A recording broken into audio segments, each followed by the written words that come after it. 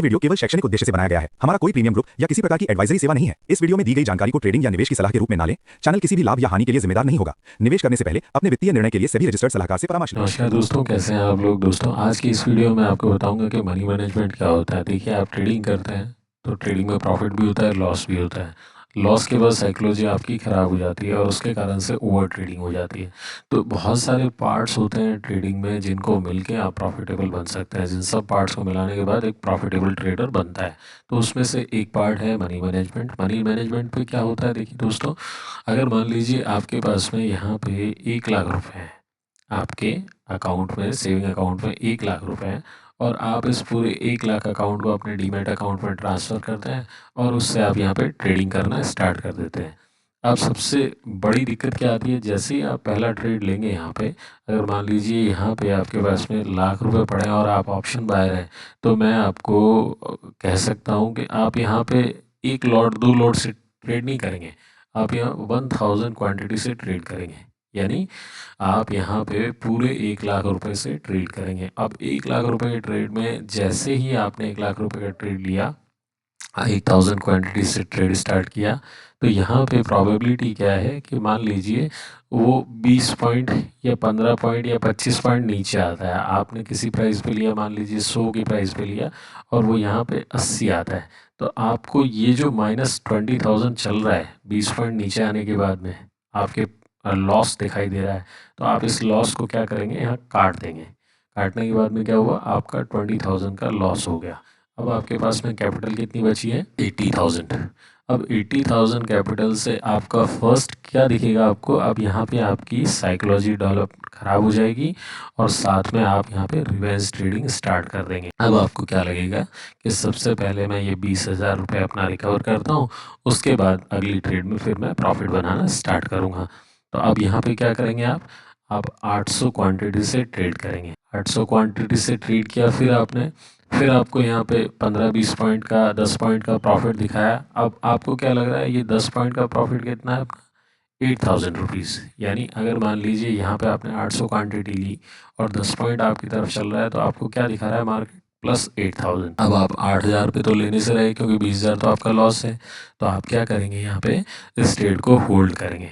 और मार्केट कभी भी, यहाँ देखें आप इस चार्ट में, मार्केट कभी भी सीधा एक डायरेक्शन में नहीं जाता। एक कैंडल ग्रीन बनेगी, फिर उसके पीछे 2-3 रेड बनेंगे, फिर वापस से ग्रीन बनेंगे, फिर रेड बनेंगे, फिर ग्रीन बनेंगे, फिर रेड बनेंगे। तो आपका यहाँ पे क्या हुआ, वापस से ये जो 8,000 प्लस था, ये -15,000 दिखाने लग गया। अब आप क्या करेंगे, यहाँ पे ट्रेड को कट कर देंगे। क्यों? क्योंकि आपकी साइकोलॉजी जो है वो बिगड़ चुकी है। अब क्या हुआ, 20,000 का पहले आपने लॉस ले लिया था और 15,000 का आपने अब लॉस ले लिया। टोटल आपका कितना पैसा चला गया, 2 ट्रेड के अंदर 35,000। आपके पास में कितना पैसा था, 1 लाख रुपया। अब आपके अकाउंट में कितना बचा है, 65,000 रुपीज़।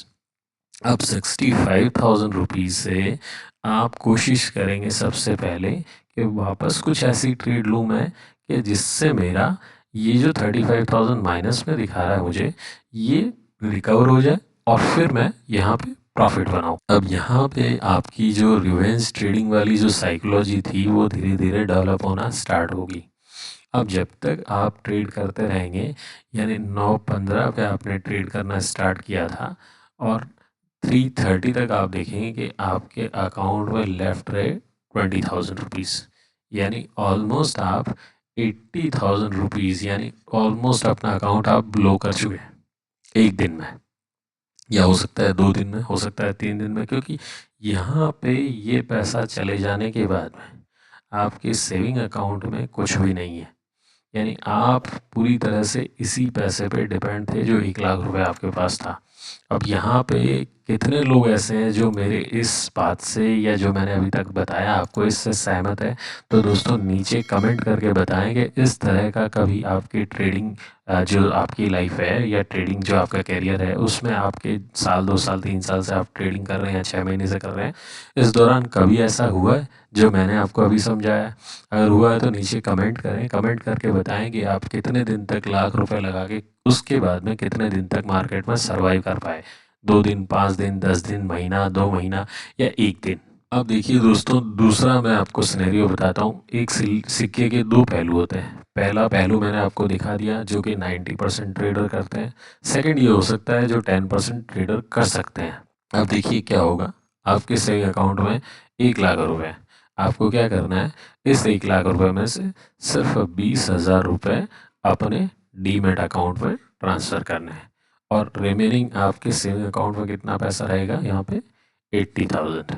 अब 80,000 आपके सेविंग अकाउंट में पड़ा है, सिर्फ 20,000 से आप यहाँ ट्रेड कर रहे हैं, तो आपकी क्वांटिटी भी बट ऑब्वियस है कि कम ही ली जाएंगी। तो हम यहाँ पे बात करेंगे सिर्फ एक लॉट की। आप सिर्फ एक लॉट से ट्रेड कर रहे हैं। एक लॉट से ट्रेड करने का मतलब कि आपने यहाँ पे 65 क्वांटिटी निफ्टी में बाय की। अब आपने यहाँ पे 100 रुपये की प्राइस पे बाय की, यानी 6,500 आपका लगा है। ठीक है। अब यहाँ पे हम स्ट्रिक्टली अपना स्टॉप लॉस और टारगेट लगाएंगे। क्यों? यहाँ पे स्टॉप लॉस, टारगेट और ट्रेलिंग स्टॉप लॉस सब कुछ काम करेगा, क्योंकि आपके पास में 80,000 सेविंग अकाउंट में है। अगर 20,000 रुपये से आप ट्रेड कर रहे हैं, आपको पता है कि यहाँ पे मान लीजिए, और रिस्क रिवॉर्ड नॉर्मली रखें 20 पॉइंट्स का स्टॉप लॉस और 50 पॉइंट्स का टारगेट। ये आपका टारगेट होना चाहिए और ये आपका स्टॉप लॉस होना चाहिए। अब स्टॉप लॉस हमारा कितना है, 20 पॉइंट्स का। तो यहाँ पे हमें कितने पॉइंट्स का नुकसान हो सकता है, कितने रुपीज़ का, 1,300 रुपये का एक ट्रेड में। और लगभग हम यहाँ पे 65 क्वांटिटी हमने ली है, एक लॉट से हम ट्रेड कर रहे हैं, तो हमें 50 पॉइंट्स मिलेंगे। तो अप्रॉक्स हमें कितने पैसे का फ़ायदा हो सकता है, लगभग 3,900 का। ठीक है।